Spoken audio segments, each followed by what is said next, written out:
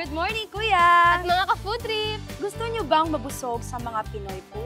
At the same time, ma-feel na parang nasa unang panahon tayo? Tara na at samahan nyo kami dito sa Carilagan Stevia Farm Cafe.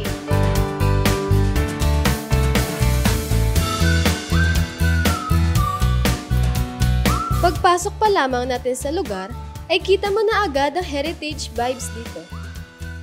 May lugar din na maaari kang magsuot ng barong o barot saya na pwede kayong mag-photoshoot para ganap na ganap ang vintage look na nais mo.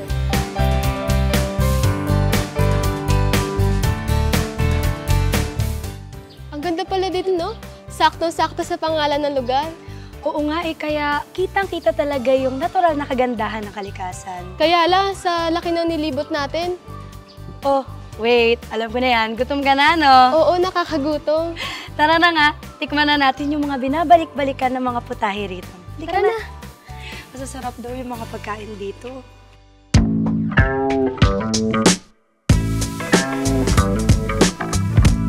Ito ang ilan sa kanilang bestseller. Kare-kareng bagnet, oxtail soup, at nasubukan din namin ang kanilang bulalo, bangus story sisig,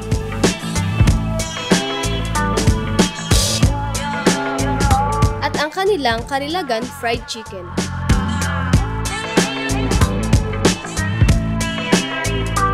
Halos lahat ng niluluto nila ay gamit ng stevia na pampalasa.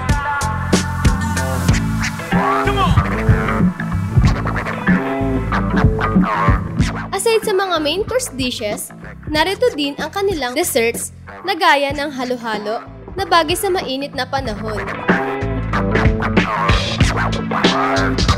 Pwede nyo na rin pasyalan ang kanilang stevia farm pagkatapos nyong kumain.